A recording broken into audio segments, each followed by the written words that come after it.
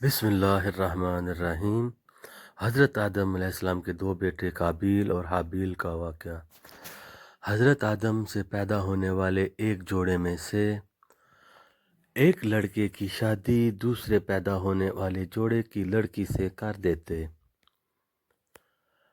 اور حابیل نے قابیل کے ساتھ پیدا ہونے والی بہن کے ساتھ شادی کا فیصلہ کیا۔ قابیل حابیل سے بڑا تھا اور قابیل کے ساتھ پیدا ہونے والی بہن زیادہ خوبصورت تھی۔ قابیل نے خود اپنے ساتھ پیدا ہونے والی بہن کے ساتھ شادی کرنے کا فیصلہ کیا۔ حضرت آدم علیہ السلام نے قابیل سے کہا کہ تو اپنے ساتھ پیدا ہونے والی بہن کی شادی حابیل سے ہونے دے، لیکن قابیل نے اس بات سے انکار کر دیا۔ تو پھر حضرت آدم علیہ السلام نے دونوں کو قربانی کا حکم دیا۔ اس وقت میں اگر کوئی فیصلہ اللہ تعالیٰ کی مرضی سے کرنا ہوتا تو اس کا طریقہ یہی تھا کہ جس کو اللہ کی مرضی معلوم کرنی ہوتی تو وہ پہاڑ کی چوٹی پر اپنی پسند کی کوئی چیز رکھ دیتا، آسمان سے آگ اترتی اور جس کی چیز پر گرتی تو فیصلہ اس کے حق میں ہو جاتا۔ حابیل اور قابیل نے بھی اپنی اپنی قربانیاں پیش کیں۔ حابیل نے اپنی قربانی کے لیے ایک موٹی تازی بکری پیش کی کیونکہ وہ بکریاں پالنے والا تھا، اور قابیل نے اپنے کھیت سے ردی اور نکمہ گٹا پیش کیا کیونکہ وہ قابیل کھیتی والا تھا۔ آسمان سے آگ اتری اور حابیل کی قربانی کھا گئی اور قابیل کی قربانی کو چھوڑ گئی۔ حضرت آدم دونوں کی قربانی کے وقت موجود تھے۔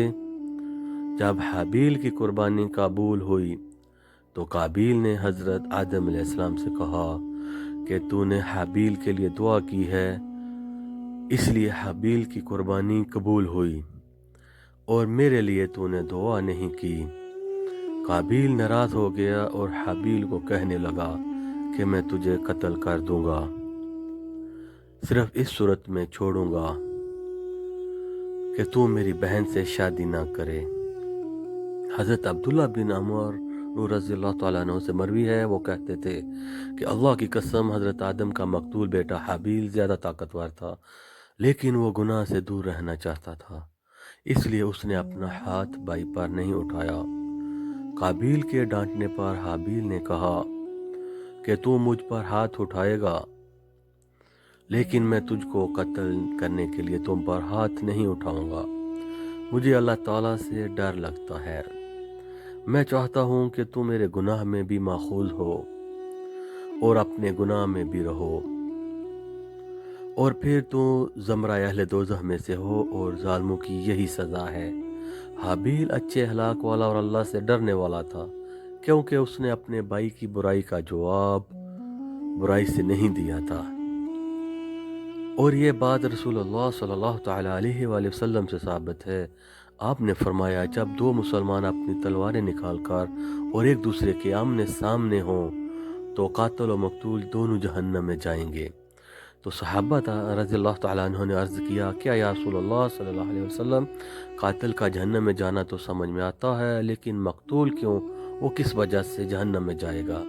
تو رسول اللہ صلی اللہ علیہ وآلہ وسلم نے فرمایا کیونکہ وہ بھی تو اپنے بھائی کے قتل کے ارادے سے آیا تھا۔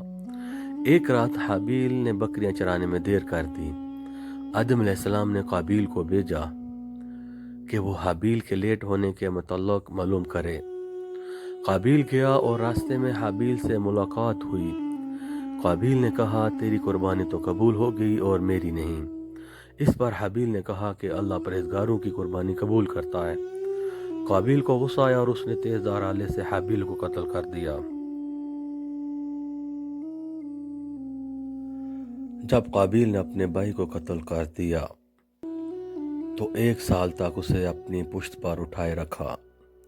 وہ اسی حالت میں رہا تو اللہ نے 2 کوے بھیجے، دونوں کوے آپس میں لڑے اور ان میں سے ایک نے دوسرے کو مارا۔ تو ایک کوے نے اپنے پنجوں سے مٹی کو کوریدا اور گڑھا بنا لیا، اس گڑھے میں دوسرے کوے کو ڈالا اور پھر اس پر مٹی ڈال کر برابر کر دی۔ جب قابیل نے یہ حالت دیکھی تو اس نے بھی ایسا ہی کیا اور اپنے بھائی کو زمین میں دفن کر دیا، اور کہنے لگا ہائے افسوس، مجھ سے اتنا بھی نہ ہو سکا کہ کہ اس کوے کی مثل ہو جاتا اور اپنے بھائی کی لاش کو چھپا دیتا۔ پس قابیل پشمانوں میں سے ہو گیا۔ حضرت آدم علیہ السلام اپنے بیٹے حابیل کے قتل سے بہت زیادہ غمگین ہوئے۔ جب قابیل نے اپنے بھائی کو قتل کیا تو بہت جلد قابیل کو اپنے گناہ کی سزا مل گئی۔ اس کی پنڈی ران کے ساتھ چپک گئی اور اس کا چہرہ سورج کی طرف رہتا تھا اور اس کے گھومنے کے ساتھ گھومتا رہتا۔ اپنے بھائی کے ساتھ بغض و عداوت اور حسد کی وجہ سے قابیل کو یہی سزا ملی۔ رسول اللہ صلی اللہ علیہ وسلم نے فرمایا، ظلم و زیادتی اور قطع رحمی سب سے زیادہ حق رکھتی ہے کہ اللہ تعالیٰ اس کی سزا آدمی کو دنیا میں دیتا ہے اور آخرت کی سزا اس کے علاوہ ہوگی۔